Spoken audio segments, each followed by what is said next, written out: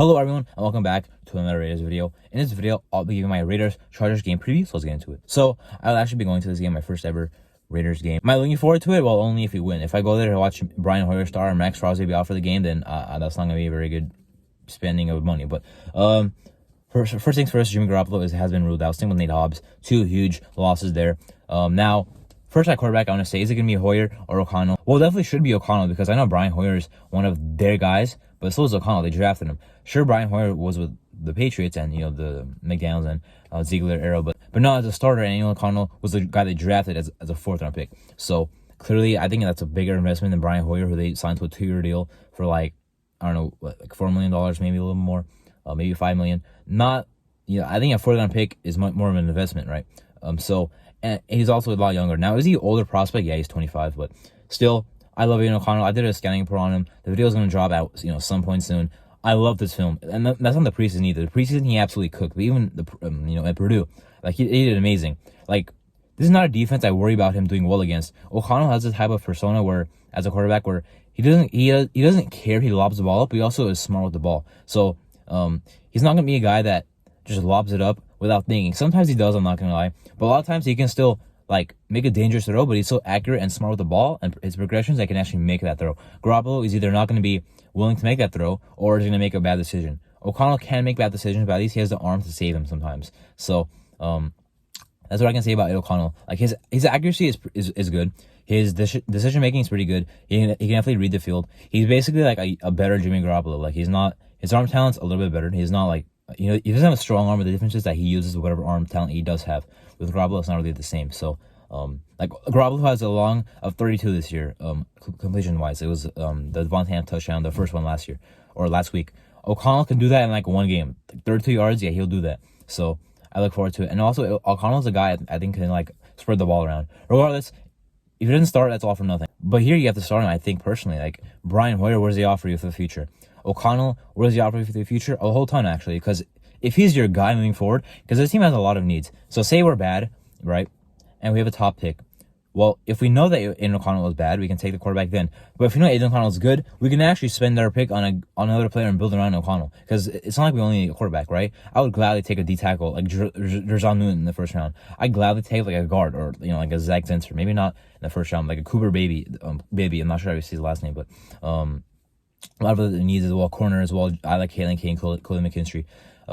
So a lot of needs, obviously. So I would like to, take another position if we can. If we actually hit on Aiden O'Connell, I like to take advantage of that and build around him instead of using another first-round pick on a quarterback. If he's not good, then you definitely have to use one because Brian Hoyer, not for the future. Jimmy Garoppolo, not for the future. And O'Connell will not be good enough to be a starter for the future, and he'll be the backup, which you would figure out if you play him enough. If you don't know what you have, and you drafted him for no reason, unless a fourth-round pick is supposed to be a backup from the day he was drafted. So, and that in case would not be a good pick because, Brian Hoyer could be your backup, but now it's a case where Brian Hoyer should not be your backup because now you have to start O'Connell or Hoyer. O'Connell should start. Regardless, the rest of the injuries, Crosby is questionable. If Crosby does not play, that's going to be a huge, huge blow. There's no one on this team. Especially Malcolm Hoots is also questionable. There's going to be nothing we can do on this game. I don't care how, I know they have Corey Linsley out on IR with a pretty bad, heart, not a heart condition, but something to do with his heart. Really unfortunate there, but they'll have Will Clapp starting there. I think he has some starting experience with the Saints, but even then, if Crosby does not play, Malcolm Hoots does not play, are we expecting Tyree Wilson to play a full game? He's still injured. Malik Reed I kind of like, but I don't really trust him enough to throw him in there. His first game here, his first week here, and just play a lot of reps. Even though I think he can get after the quarterback. He has done that in his career with the Denver Broncos, a little bit with the Steelers last year. The tackles, I don't trust them. Why would I trust them? They had one good game, sure, but I don't trust them yet. So kind of worried there. Now, of course, if Crosby and Kuntz do play, that's huge because those are our two best DNs. I think Kuntz does eventually get more play time. He's been dominating with the reps he does have. The guy just wins pass rush reps. That's what he does. That's what he's done since he was at Buffalo. The little snaps we gave him in his first years, very minimal reps. We did give him some, and he dominated with his pass rushing at least. And even his run defense is not as bad as some people think, in my opinion. I love Malcolm Kuntz.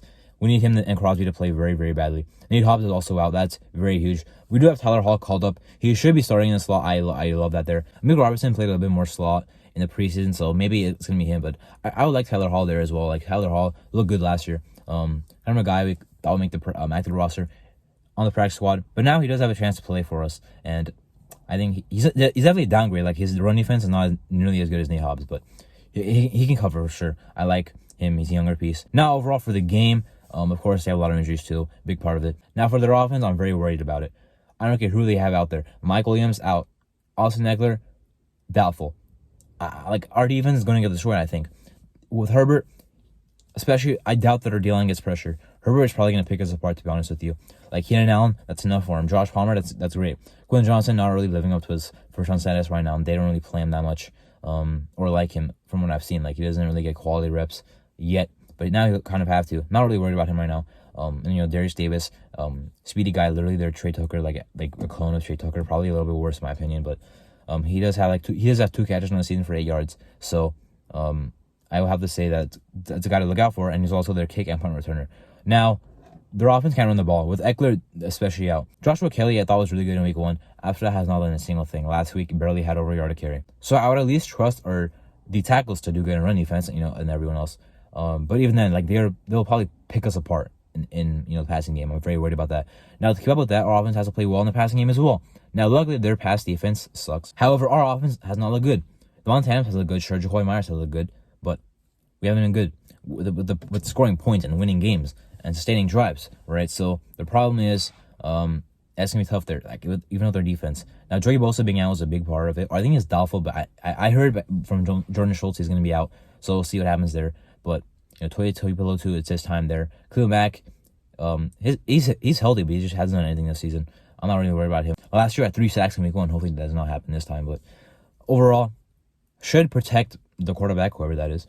And if it's O'Connell, I trust him to dice his defense up. Like, will he make rookie mistakes? Yeah. Like, I doubt he'll go for 300 yards and 2 touchdowns.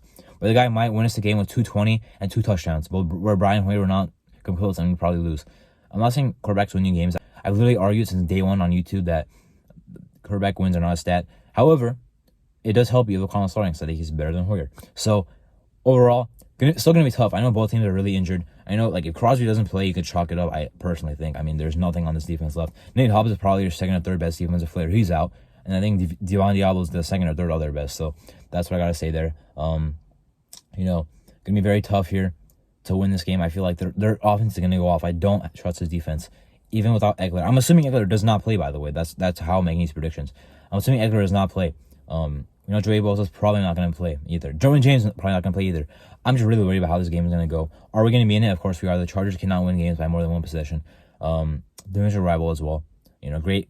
Our fans are going to be there. I'm going to be there, obviously. Very excited to watch this game. However, I'm very worried about how we're going to play. I know they have injuries, but the Chargers last year made the playoffs with a lot of injuries as well. And they have more than us right now. But Crosby, if he's out, that's a very big part of it. If O'Connell's out, or if O'Connell's playing, I wouldn't regret not having Garoppolo as much as I would if Hoyer was starting. So, overall, going to be a tough game to win, I think, personally. Very worried about our defense this game. Our offense, skeptical, because I think we can get it done. I have more faith in them than the defense, because I think the Chargers' defense is just that bad. However, coaching-wise, we're like the same. I mean, Brandon Staley makes mistakes. Josh McDaniels makes mistakes. Both teams don't perform to their talent level. So, we'll have to see what happens. Could be pretty interesting, honestly. I have no idea how this game is actually going to go. Could be a defensive game, to be honest with you. If, their offense misses the impact of Michael Williams and Austin Eckler that much, and our offense still sucks, even against a bad defense. It could be a close, low-scoring game. Regardless of how it goes, I'm pretty worried. Division rival, it would be a huge win if we do win. 2-2 would be a great record to have, to be honest with you. Sitting at 500, I'm not very high on the team this year. If we're at 500, 4 games in, I'll take it. Anyway, that's my Raiders-Chargers Week 4 game preview. I'm Arto, and thank you for watching.